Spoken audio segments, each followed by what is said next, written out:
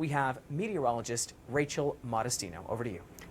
Well, you hit the nail on the head, Kabir, because the weather factors in Atlantic Canada have been favoring and helping out the wildfire activity. But in British Columbia, that is not the case. We're looking at our wildfire smoke spreading, and we do have new ignited fires, all because of the lightning that we've seen over the past couple of days. Now, these are the conditions that I'm talking about that may aid in spreading these wildfires. We'll be looking at our wind gusts exceeding 50, maybe even 60 kilometers per hour in the very extreme east of the province. So that is something to look out for throughout your Saturday, peeking into Saturday evening. And yet again, another risk for that dry lightning, scattered thunderstorms, and some large hail as we progress throughout this weekend. The timing of this does look like it's your late afternoon, more so into the evening hours. Again, the very extreme east of the province may be seeing some of that. But as we progress throughout this weekend, we are watching the heat becoming built. There is a heat dome just south of us, and that will be impacting not only British Columbia's interior,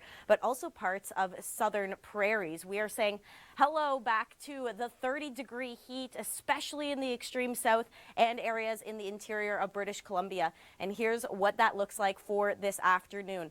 35 degrees in Medicine Hat, and we could see some thunderstorm activity reaching all the way from Hinton in Alberta across into areas in Winnipeg. So we're going to continue to track your weather and active weather throughout the day here with you. This brutal summer, but we are continuing to track the extreme heat, especially for the United Kingdom. This is coming off of the 40-degree heat that they saw earlier this July. Well, here's our atmospheric setup. This low pressure system will be funneling air from the south all the way up into the United Kingdom, and that is what we're going to continue to watch throughout this weekend. Like I said, we're not talking about the 40-degree national record that was broken earlier this year, but we are in a level 3 amber alert for this extreme heat in the United Kingdom. What that means is we're expecting temperatures to be in the high 30s, and that is quite anomalous for a place that averages low 20s. Not only about the potential wildfire situation in British Columbia, but also a thunderstorm risk. Rachel. Well, if you're looking for summer, just look right behind me. Across the west, it screams summer. We have 30-degree heat in the southern parts of the prairies, but also a risk for thunderstorms right along the Yellowhead Highway. They are rather scattered in nature. However, there is a risk that we could see some of these supercells. And supercells are strong up and down draft storms, and they could possess some rotation right along this cold front here. More so as we head into your evening hours, right around dinner time. There's two areas that I'm going to be focusing on. Areas through Grand Prairie in the northern sections of the Alberta foothills, and then also Prince Albert through down into Regina as well. That's where those supercell risk does take hold and maybe even progress east as we head into your Sunday. We're also looking at the heat. The conditions across the west are definitely deteriorating in terms of the wildfire activity in British Columbia, not helping to aid the efforts of the wildfire situation there with the heat building. But also look at our wind gusts, over 60 kilometers per hour in the forecast, coming up through the interior right where some new fires have started. That may aid in the spread of the fires, but also the spread of the smoke. So air quality conditions may be diminishing as we head throughout this weekend as well. So if you're in the backcountry or into the interior, do keep that in mind. The smoke will be blowing, and that may be causing some issues there. We'll continue to track the wildfire activity and also the heat being built. There is another risk for some dry lightning as well in BC's east. Keep an eye to the sky across the prairies. We're looking at the risk for supercells, especially for areas through Saskatoon and into Regina throughout your Saturday. That does look widely scattered in nature. However, if you do see some of these storms, we'll be talking about large hail being an issue throughout your weekend. This cold front, that will be triggering the thunderstorms all the way from Grand Prairie into the interlake regions of Winnipeg. And as we progress into your late evening hours, that's where those supercells may take shape. These are the two areas I'm looking at, as well as areas in the northern foothills. Well, maybe you'll see some of those animals out in cottage country this weekend, if that is where your weekend is headed. It does look like it'll be quite a gorgeous one at that. We have all your events coming up in the next 90 seconds or so. So here we go. Areas across This afternoon in Cottage Country, quite comfortable conditions. That cloud cover is going to pop in and out for the next couple of days. It does look like Sunday will have a little bit more sunshine, especially in through Gravenhurst, but right around that seasonal mark, and will be quite comfortable right around the lake shores and the lakes as well.